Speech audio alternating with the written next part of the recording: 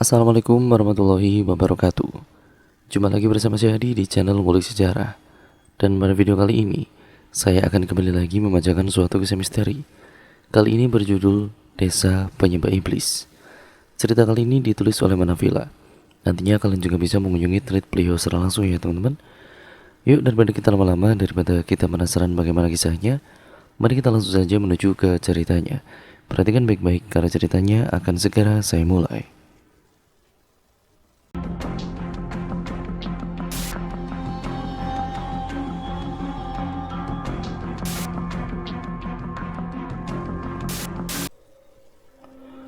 Udara subuh memang udara yang terbaik, sejuk dan segar rasanya. Sehabis melakukan sholat subuh berjamaah di lantai atas, Dirga dan kawan-kawan turun membawa tas mereka masing-masing. Langsung masukin bagasi aja. Dirga yang baru saja keluar dari Mantra Coffee langsung membuka bagasi mobilnya, diikuti dengan lainnya yang meletakkan barang-barang mereka. Asik dah bawa gitar. Andis menatap Tama yang membawa dua tas, satu tas lembang besar dan satunya tas gitar yang berada di punggungnya. Sementara pria bersarung tangan hitam itu hanya menatap Andis sepersekian detik, kemudian kembali dengan kesibukannya tanpa berkomentar. Setelah meletakkan barang pribadinya, Aceh berjalan masuk kembali ke Mantra Coffee. Di sana ada tempat bakar-bakar kan? Tidak lama ia keluar membawa beberapa makanan beku dari kulkas. Gua hubungin pemandunya sih, katanya ada lapaknya, jawab Andi selaku koordinator pada jalan-jalan kali ini. Awas aja kalau horor lagi. Dulu kita ke Merapi, horor. Terus ke Lembang, horor lagi. Awas aja kalau liburan kali ini horor lagi, balas Ajay. Ya elah, masa tiap jalan-jalan horor mulu? Kayaknya sial bener ya. Santai aja Jay. Andis merapikan barang-barang di bagasi. Ia membantu Ajay yang datang membawa beberapa makanan beku.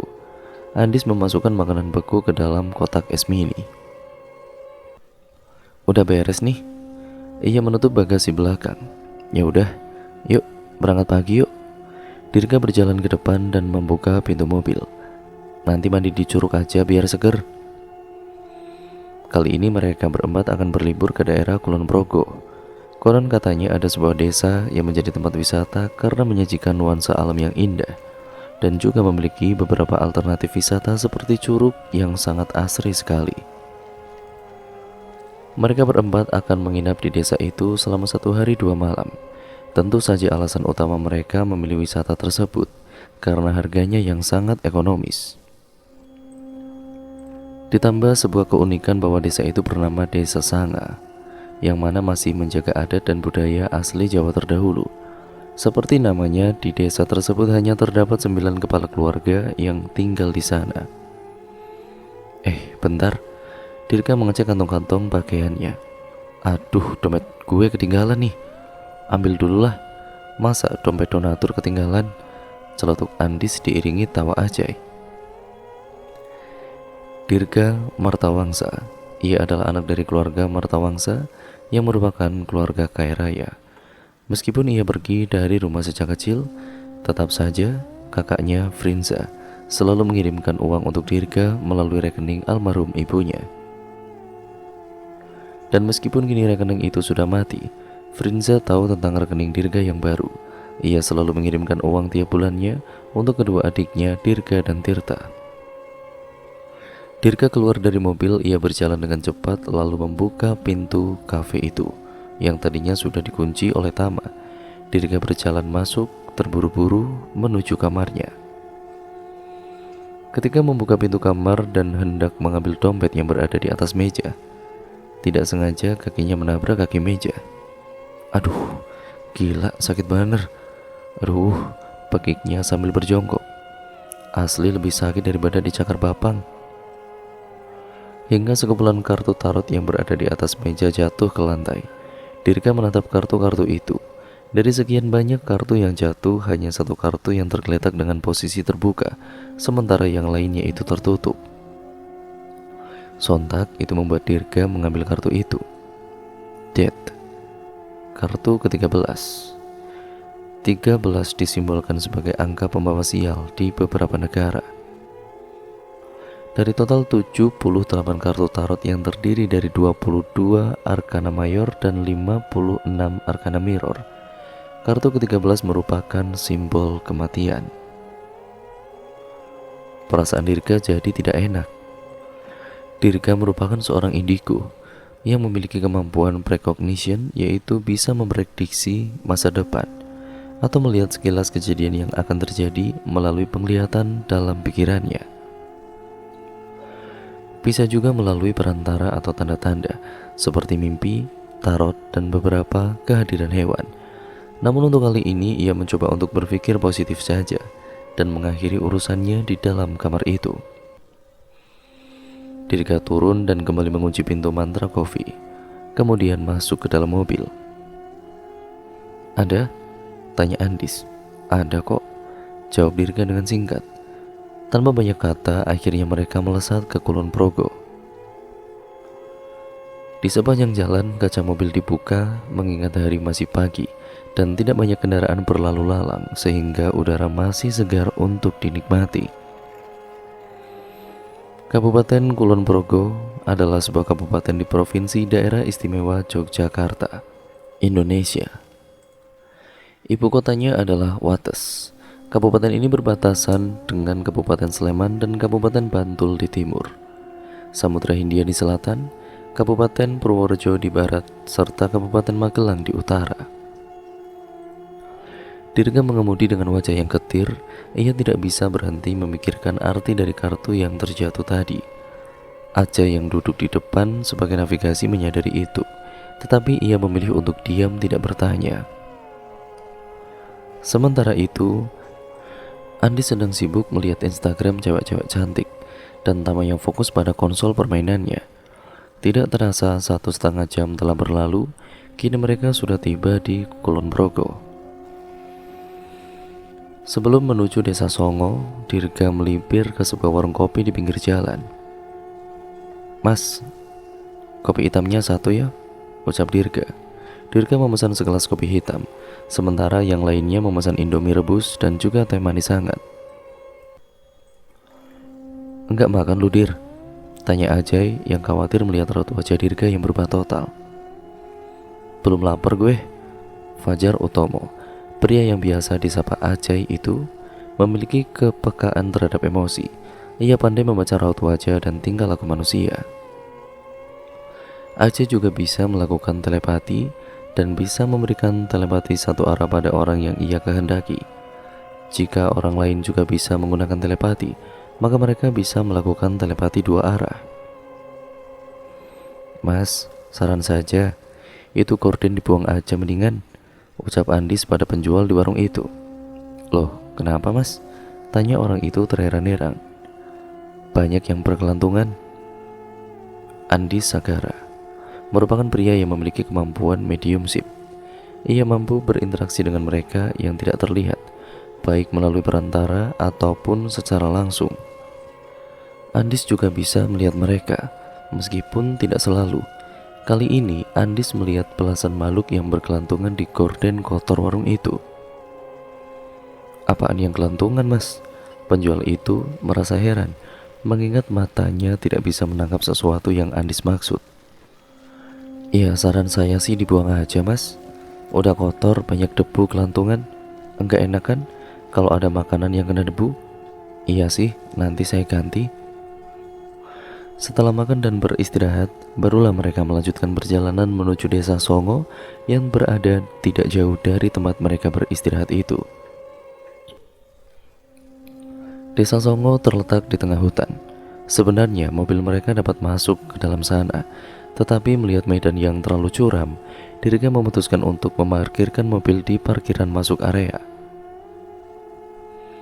Ditambah perasaan tidak enak Dirga menjadi salah satu penyebab utama mereka memarkirkan mobil di luar. "Kita jalan dikit ya," ucap Dirga. "Santai, hitung-hitung olahraga kok," jawab Andis dan diikuti anggukan kepala oleh kedua orang lainnya. Mereka harus menempuh perjalanan sejauh 1 kilometer untuk bisa ke desa Songo. Tetapi itu bukanlah hal yang sulit untuk mereka kecuali Tama. "Tam, capek lu?" tanya Andis. Tama tidak merespon, tetapi dari mimik wajah dan juga banyaknya keringat, tentu saja ia tampak kelelahan. "Ganteng doang, culun," ledek Andis sambil terkekeh. Ajay meminta tas selempang Tama dan membantu pria pendiam itu membawa bawaannya. "Ngatain doang, bantuin enggak, dasar culun," Ajay membela Tama. "Yeh, oga amat," balas Andis. "Dia kan manusia sempurna, biarin aja sih, sekali-sekali kerja keras." Ajay hanya bisa menghela nafas. Mereka terus berjalan hingga melewati jembatan besar. Tidak jauh dari jembatan terlihat gapura yang bertuliskan Desa Songo. Akhirnya sampai. Ajay yang kini terlihat kelelahan sangat merasa lega ketika tahu mereka akan segera beristirahat. Seseorang pria yang lebih tua dari mereka duduk tidak jauh dari gapura. Melihat Dirga dan juga kawan-kawan berjalan ke arah gapura, ia beranjak dan menghampiri anak-anak mantra. "Andis?" tanyanya pada Dirga. "Saya Andis." Andis berjalan hingga berada di urutan paling depan. "Mas Pandu ya?" "Iya benar, saya Pandu," balasnya sambil tersenyum. Pandu Pragiwaksono. Pria itu merupakan guide yang akan memandu mereka semua ke Desa Songo. Jika Andis dan kawan-kawan hendak pergi, maka Pandu yang akan mengantar mereka semua ke tempat destinasi wisata alam yang dekat dengan Desa Songo. "Pandu, pemandu. Bisa pas gitu ya mas, nama sama kerjaannya?" Andis mencoba untuk mengakrabkan diri karena memang begitulah dia. "Udah takdir mungkin," balas Pandu sambil terkekeh. Pandu dan juga tamunya berjalan memasuki gapura. Desa ini bukanlah desa yang besar, hanya ada beberapa rumah di sini yang tentunya berjumlah 9 rumah utama. Sisanya adalah rumah untuk tamu yang hendak berlibur. Semua rumah di Desa Songo berbentuk limasan, berdinding kayu dengan lantai tanah, tidak seperti bangunan-bangunan rumah pada umumnya di Yogyakarta. Rumah limasan sendiri adalah rumah tradisional masyarakat Jawa atau daerah lain di Indonesia yang terdiri atas 8 tiang utama. Rumah tradisional Jawa terbagi menjadi 2 bagian, yakni rumah induk dan rumah tambahan. Namun untuk tamu Desa Songo menyediakan rumah tradisional yang sudah menggunakan lantai keramik, hanya nuansanya saja yang berbeda. Pandu mengantarkan mereka semua ke rumah yang berada di paling ujung desa. "Jika butuh saya, nanti kabarin saya saja ya. Saya tinggal di rumah yang paling depan tadi itu, dekat gapura, rumah nomor 1. "Kita sih mau ke Curug, jauh nggak Mas Pandu?" tanya Dirga. "Saya antarkan. Kita mau berpetualang, jadi nggak mau ngerepotin Mas Pandu juga," ucap Dirga memotong. "Mungkin kalau nanti siang ke wisata lain nggak apa-apa, tapi pagi ini ke Curug cuma mau mandi saja Mas." "Oh begitu, baiklah." Pandu kemudian memberitahu arah untuk bisa sampai ke Curug. Setelah mendapatkan informasi, Dirga dan juga kawan-kawan kemudian segera membawa peralatan mandi dan pakaian ganti, lalu berjalan menuju Curug. "Kenapa nggak sekalian sama pemandunya sih?" tanya Andis. "Kita kan sebenarnya nggak nyewa pemandu, jadi nggak enak ngerepotin dia. Dan kalau mau pakai jasa pemandu nanti aja buat arung jeram dan juga lain-lainnya," jawab Dirga. Ngomong-ngomong, semua mata tertuju pada Dirga yang mendadak menghentikan ucapannya. "Cuma kita doang yang liburan kesini nih. Harusnya dengan pemandangan kayak gini dan harga yang murah, desa ini bisa ramai kayak kampung Baduy di Banten." Dirga secara tidak langsung menyampaikan perasaan tidak enaknya, merasa janggal dengan Desa Songo karena sebuah kartu yang jatuh ke lantai tadi itu. "Halah, enggak usah mikir aneh-aneh. Mungkin ya emang lagi sepi hari ini." Andis berusaha untuk menangkal pikiran-pikiran parno si Dirga ini. "Enggak tahu kenapa, tapi kok gua juga ngerasa horor ya," celetuk Ajay. "Lu semua ngapa dah? Andis menghentikan langkahnya dengan wajah datar. Enggak usah parno deh, santai aja. Masa tiap liburan setan mulu, horor mulu, ngeri-ngeri mulu? Kan enggak mungkin terus-terusan. Andis menoleh ke arah Tama. Lo juga takut? Tama hanya membalasnya dengan gelengan kepala. Tetapi wajahnya terlihat ragu. Bukannya takut Dis, tapi agak janggal aja. Lanjut Dirga. Udah tenang, pokoknya kita senang-senang aja, oke? Semuanya mengangguk. Andis dan juga yang lainnya melanjutkan perjalanan menuju curug. Gemericik suara air membuat mereka menjadi bersemangat dan berlari seolah-olah sedang melakukan balapan. Tama memimpin di depan sementara Andis di belakang, dan gila, kalau lari paling kenceng banget. Batin Andis melihat Tama. Tama menghentikan langkahnya ketika melihat air terjun yang sangat-sangat indah. Mata air yang bersih dan juga tampak segar. Tanpa basa-basi, Dirga membuka bajunya hingga menampilkan otot-ototnya yang cukup kekar. Mengingat tubuhnya tergolong tampak biasa saja ketika mengenakan pakaian. Sebenarnya cukup unik, tapi itulah Dirga. Berandalan dari SMA Dinata dan juga keluarga Martawangsa yang terkenal memiliki tradisi yang keras, Dirga langsung melompat ke air dan menghilang dari pandangan teman-temannya. Tidak lama berselang ia muncul kembali sambil menyisir rambutnya yang berantakan menutupi sebagian wajahnya ke belakang. Wah, seger banget. Mendengar ucapan Dirga, Andis dan Ajay membuka bajunya dan langsung melompat ke air. Sementara Tama hanya duduk di atas batu sambil melihat teman-temannya. Tama adalah orang yang pemalu. Pria yang selalu mengenakan sarung tangan hitam itu tidak bergerak seperti teman-temannya. Ia malu jika harus membuka baju dan membaur dengan mereka semua. Akhirnya Tama pergi menyendiri hingga berada di tempat yang sepi. Ia membuka bajunya dan perlahan masuk ke dalam air. Ia tersenyum ketika separuh bagian tubuhnya masuk ke dalam air dan merasakan sensasi dinginnya mata air di situ. Tanpa sadar, seorang gadis yang berada tidak jauh dari Tama menghampirinya. Pengunjung wisata ya mas? Ucapnya pada Tama. Menyadari seorang gadis berada di dekatnya, apalagi mereka hanya berdua, Tama menjadi mati kutu. Jangankan di depan gadis, di depan teman-temannya saja ia tidak berani membuka bajunya. Bukan karena tubuhnya tidak bagus, tetapi banyak luka yang menjadi hiasan di sana akibat korban bullying. Tama masih diam, tidak menjawab. Oh kenalin, aku Sinta. Aku juga tamu di desa Songo, ucapnya sambil menyodorkan tangannya untuk bersalaman. Tama akhirnya menyambut tangan itu. Tama, dan memberi jawaban singkat yang sangat-sangat singkat. Namanya lucu. Sinta tersenyum. Tama juga ganteng kok. Ya, Tama memanglah pria yang tampan di antara anak-anak mantra. Tidak, ia paling tampan di seluruh dunia. Dunia Ersuli. Sudah biasa sekali mendengar pujian seperti itu, membuat Tama biasa saja menatap datar ke arah Sinta. Tama, boleh aku kasih saran? Tama membalasnya dengan anggukan kepala. Kamu sebaiknya pulang saja. Menurutku desa Songo kurang bagus buat jadi tempat wisata. Apalagi malam besok, malam purnama. Banyak rumor mistis loh di sini. Mendengar kata mistis, Tama merinding. Dan kamu gak pulang? Tanya Tama balik ke arahnya. Kita beda. Kamu liburan, aku KKN di sini. Jadi gak bisa pulang. Sinta tertawa tipis. Maaf, ini bukan saran tapi peringatan.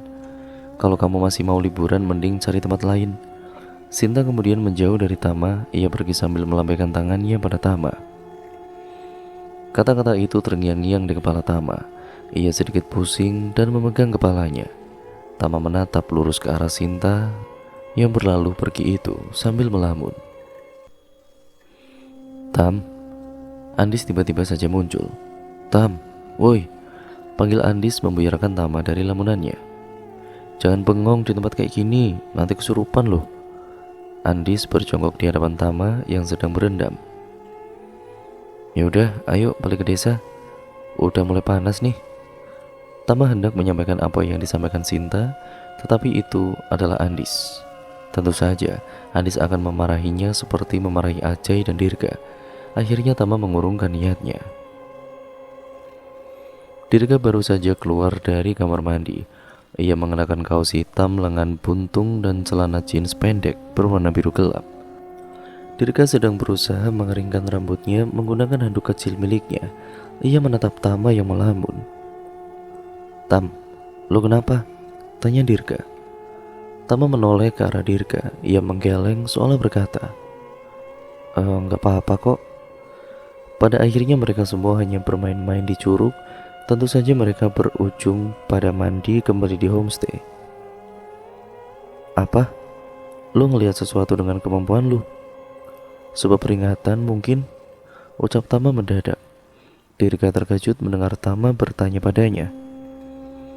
Sejujurnya pria dengan sarung tangan hitam itu jarang berbicara. Namun dari pertanyaannya, Dirga tahu arah pembicaraan Tama. "Pas dompet gue ketinggalan, enggak sengaja gue dapat sebuah tanda. Ya enggak tahu sih, bisa aja itu sebuah kebetulan, tapi bisa jadi itu sebuah pertanda juga." "Apa itu?" tanya Tama. Dirga mengangkat bahunya seolah berkata, "Ya enggak tahu, yang jelas pertanda buruk," sambungnya. "Pada ngobrolin apa sih?" Andis tiba-tiba saja datang membawa camilan. Suara kriuk dari mulutnya membuat Dirga merebut camilannya. "Makan sendirian aja si Maruk," ucap Dirga. "Ya baru juga gue buka satu, itu pun langsung gue bawa ke sini buat dimakan sama-sama," protes Andis. "Ah, bohong mulu." Ajay datang dan juga mengambil topi beanie coklat milik Andis, lalu membuangnya ke kursi. "Jay, wah elu mah." Andis tampak marah. "Parah lu Jay, otaknya dibuang," ucapan Dirga membuat Ajay dan Tama tertawa. "Otak?" Ajay membicingkan matanya. "Gue kira tutupan pitak." "Boleh aja terus." Andis mengambil topinya, lalu kemudian mengenakannya kembali. Di tengah kehangatan itu, Pandu datang membawa beberapa kue olahan singkong. "Makanan khas dari desa Songo." "Waduh, jadi ngerepotin nih kita," ucap Andis. "Enggak kok, santai aja." Pandu tersenyum sambil menatap ke arah Andis. "Nanti sehabis makan siang kita langsung arung jeram ya. Treknya itu kurang lebih 2 jam. Estimasi sampai kembali ke desa sekitar ya sore hari." Setelah menyampaikan agenda pada hari ini, Pandu kemudian pergi. "Wah, capek. Untung seru," ucap Dirga sambil meregangkan tubuhnya yang pegal. "Enggak salah sih emang liburan ke sini. Seru arung jeramnya dan lebih murah ketimbang yang ada di Gua Pindul Gunung Kidul," sambung Ajay. "Apa gue bilang?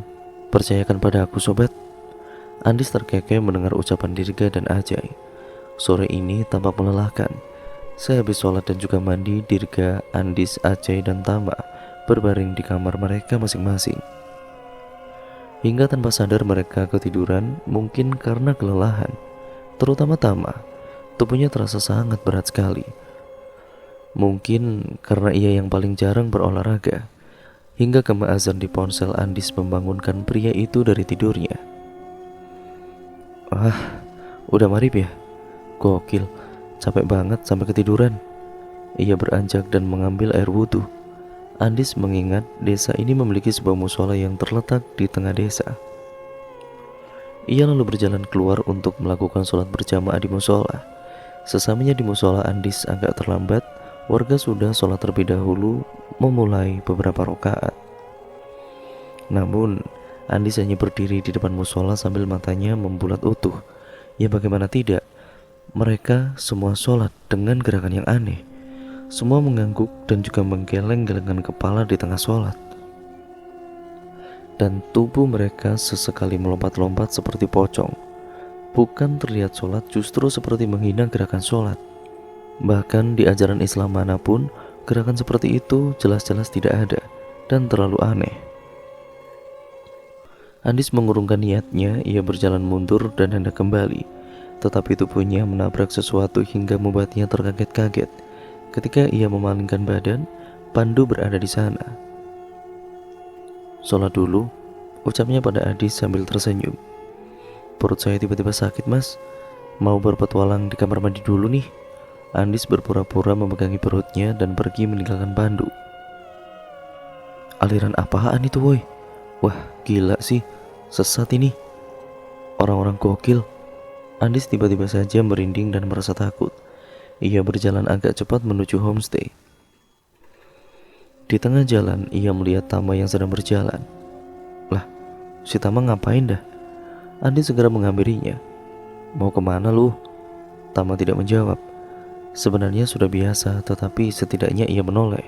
Namun kali ini Tama sama sekali tidak merespon, dan tatapannya terlihat kosong. Dirga berlari menyusul mereka. Dis, Tama kenapa itu? Tiba-tiba dia jadi aneh gitu. Mendengar itu, tiba-tiba Andis berlari ke arah Tama, lalu mencengkeram lengannya. Tama, lo mau kemana? Ucap Andis dengan raut wajah serius. Tama menoleh ke arah Andis sambil menangis. Mau pulang, ucapnya dengan suara yang aneh, seperti bukan suara Tama, dan lagi terdengar seperti lebih dari satu orang. Andis bisa merasakan ada beberapa sosok yang mendiami tubuh Tama. Wah, kesurupan ini anak, ucap Andis pada Dirga.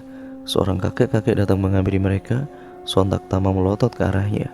Dengan sigap dan sangat kuat ia melepaskan cengkeraman tangan Andis. Kalian harus pergi dari sini, teriak Tama sambil menangis. Tiba-tiba saja Tama tertawa dengan suara yang mengerikan. Kalian harus meninggalkan tempat ini. Kamu yang harus pergi. Tutur kakek itu membentak sosok di dalam tubuh Tama. Andis menotok perut Tama lalu naik ke dada dan mengarahkannya ke leher Tama seraya mencengkeramnya. Kemudian ia gerakkan tangannya ke arah atas menuju mulut dan juga mengembaskan angin keluar dari mulut Tama, membuat pria tampan itu muntah dan terbatuk-batuk. Dia sudah pergi, sambung kakek itu. Andis mengeluarkan makhluk yang mendiami tubuh Tama. Tidak berselang lama, Pandu datang bersama seorang pria yang nampaknya merupakan kepala desa. Ada apa ini, Genario? Ucap kepala desa pada kakek yang bersama dengan Dirga, Andis dan Tama. Dia kembali, jawab Genario. Genario merupakan orang sakti yang tinggal di desa Songo. Ia yang biasa mengurus setan-setan yang datang mengganggu. Dia, Andis membijingkan matanya. Pak Kardi selaku kepala desa menghela nafas. Akhirnya ia menceritakan mengapa akhir-akhir ini desa Songo sangatlah sepi, tidak memiliki pengunjung. Berawal dari kejadian yang tidak diinginkan, beberapa mahasiswa dan mahasiswi datang untuk melakukan KKN. Di sana beberapa anak melakukan hal terlarang yang mengakibatkan arwah leluhur marah dan kerap mengusir tamu yang singgah. Tentu saja warga menutupi hal ini, ya karena membutuhkan uang dari wisatawan. Setelah perbincangan singkat itu, Dirga, Andis, dan Tama kembali, sementara Ajay masih tertidur. Lagi-lagi horor. Dirga kini menatap Andis. Oke, gue salah, maaf. Andis kembali mengingat kejadian di musola. Ngomong-ngomong, desa ini juga aneh. Aneh? Dirga mengerutkan dahinya, tidak mengerti dengan ucapan Andis. Tadi waktu gue ke musola, gerakan sholat mereka aneh, kayak lagi menghina agama. Lo inget kan kata-kata Tirta? Yang mana? Banyak, protes Dirga. Tirta merupakan kebaran Dirga. Ia merupakan anggota unit kepolisian khusus, Dharma. Dharma sendiri merupakan pemberantas ilmu hitam, unit yang tercipta untuk kasus-kasus seperti sandet dan guna-guna. Kalau dukun atau pengguna ilmu hitam atau apapun itu yang berkaitan sama jin, pasti ada kegiatan menghina agama, lanjut Andis. Contohnya meletakkan kotoran manusia atau hewan di kitab suci, merobek kitab suci dan menggambar sesuatu yang enggak ada etikanya, dan kemudian melakukan penghinaan suatu ibadah. Oke, gue inget. Dirga tampak memikirkan sesuatu. Di sini enggak ada tamu lain atau gimana?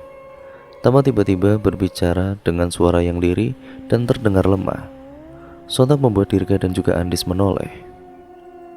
Enggak kayaknya, jawab Andis. Waktu di Curug, gua ketemu sama cewek, namanya Sinta. Dia bilang dia lagi KKN di sini, ucap Tama. KKN? Dirga dan Andis saling bertatapan. Ada kaitannya ini pasti sama beberapa kejadian, ucap Andis. Kita perlu informasi. Andis berjalan ke kamar Ajay diikuti Dirga dan Tama yang tertatih. Mediumship, orang-orang ini mampu membuat media untuk berinteraksi dengan mereka yang tidak terlihat. Andis tampak melakukan sebuah gerakan aneh. Ia menarik sesuatu dan menyentuh tubuh Ajay yang sedang tertidur. Sontak membuat Ajay terbangun secara mendadak dengan mata yang membulat seutuhnya. Katakan, dengan siapa aku bicara? Tanya Andis pada arwah yang baru saja masuk ke dalam tubuh Ajay. Ajay tiba-tiba saja tertawa, membuat Tama sangat merinding. Parah lu, dia mulu yang dijadikan korban beginian, ucap Dirga. Lu mau nggak jadi media? Tanya Andis balik. Ya enggak sih. Dirga tersenyum sambil menatap Andis dan Tama bergantian. Ya udah, itu aja ngobrol dah setannya, lanjut Dirga dan mempersilahkan Andis. Andis kembali menoleh ke arah Ajay dengan tatapan serius. Halo, dengan siapa di mana?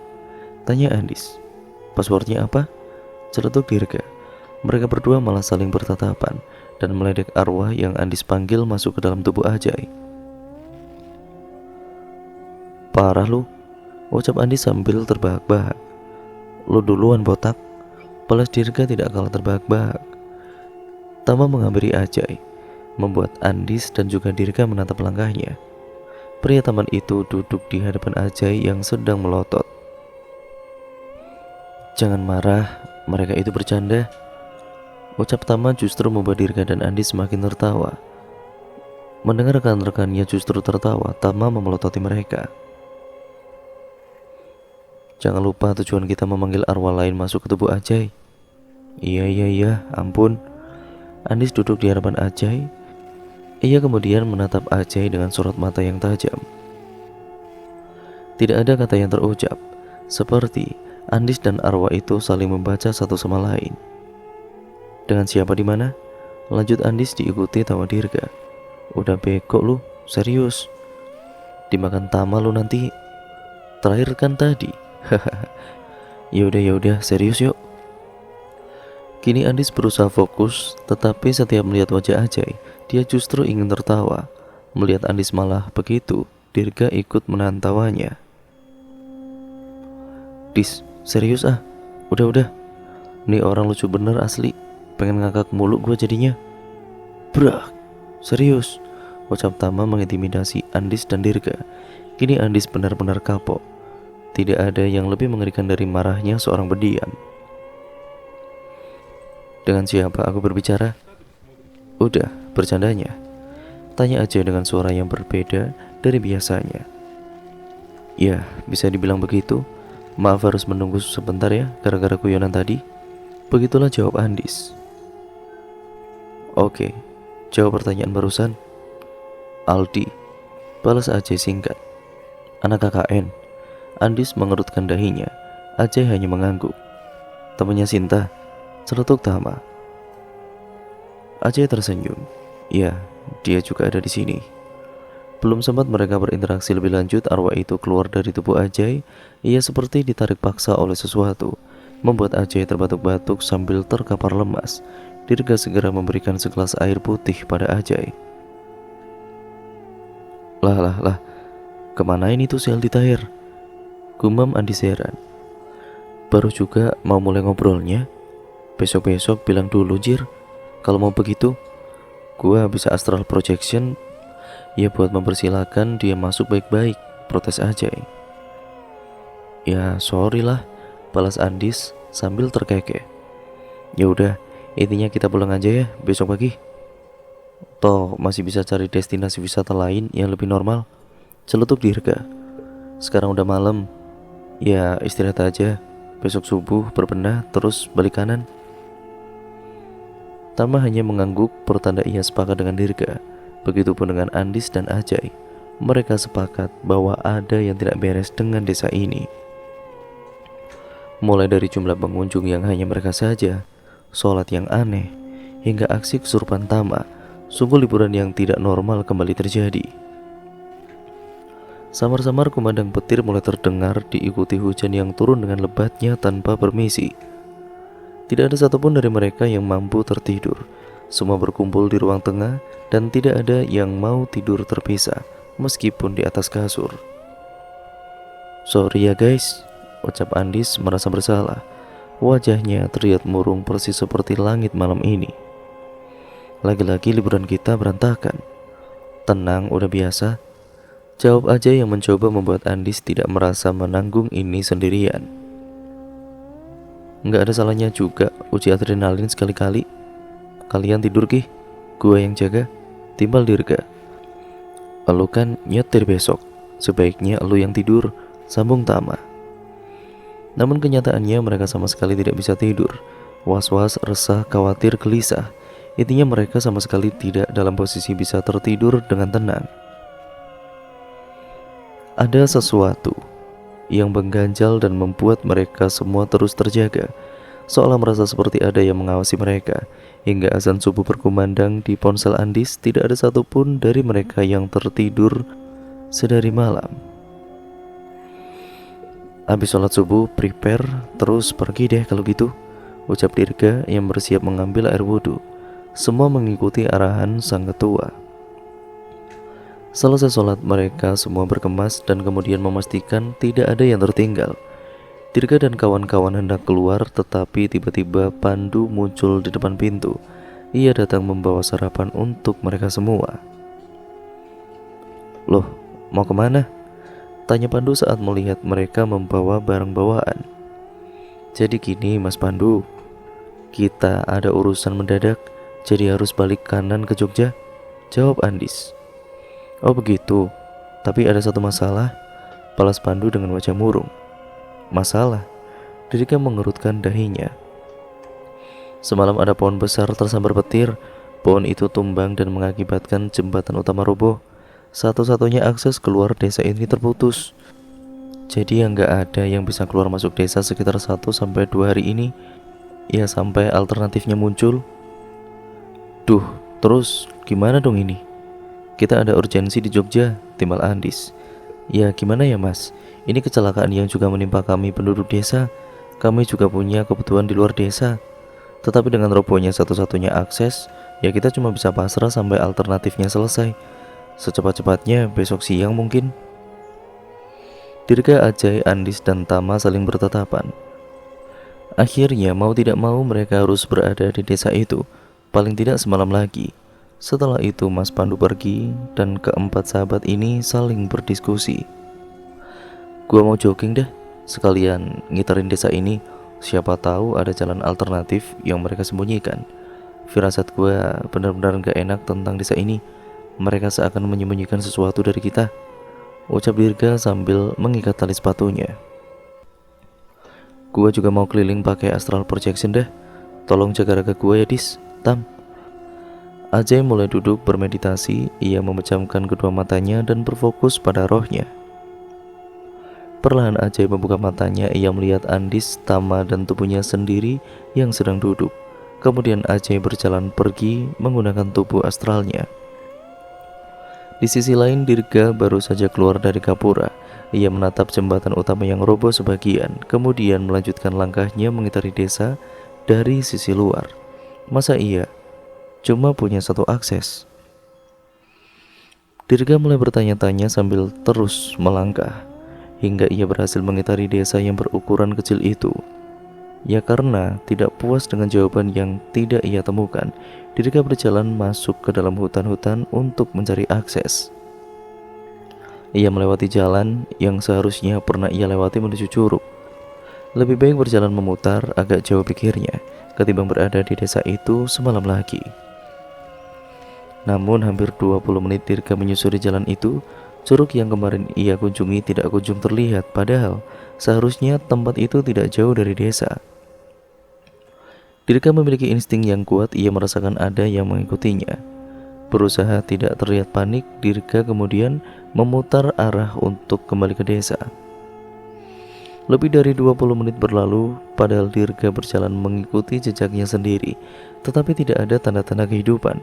Desa yang ia tuju seakan menghilang, lebih tepatnya, Dirga seolah berjalan di tempat. Pada akhirnya, ia selalu kembali ke titik yang sama. Tabir gaib. Tabir gaib adalah sebuah pelindung astral yang mengunci sebuah tempat. Ketika kita menyentuh ujung sisinya, kita akan kembali ke sisi yang lainnya. Terjebak, itulah inti logisnya. Hahaha, kalian benar-benar tidak ingin mengizinkan kami pergi ya? Gumam Dirga sambil meregangkan otot-ototnya. Ia berusaha untuk terlihat berani.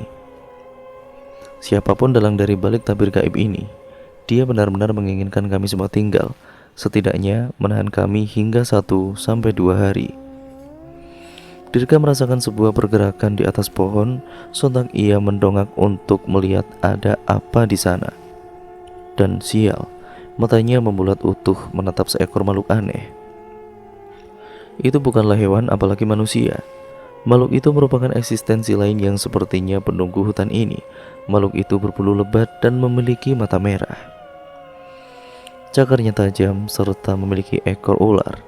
Dan lagi rambutnya panjang dengan wajah seorang wanita yang sedang menyeringai. Makhluk itu terjun dan menerjang Dirga. Belum sempat Dirga meneriakkan nama penjaganya, makhluk itu berhasil membuatnya terkapar tidak sadarkan diri. Dan cerita pun akhirnya bersambung ke part yang selanjutnya ya teman-teman, yaitu yang part kedua, yang sekaligus nantinya menjadi part terakhir dari keseluruhan alur ceritanya. Jadi untuk kalian yang penasaran bagaimana kelanjutan ceritanya, kalian harus tetap stay tune terus di channel ini ya teman-teman, agar kalian tidak ketinggalan video terbaru selanjutnya, cerita-cerita menarik selanjutnya dari channel ini. Sekian, terima kasih, kurang lebihnya mohon maaf. Video ini saya akhiri, sampai berjumpa di video terbaru selanjutnya. Wassalamualaikum warahmatullahi wabarakatuh.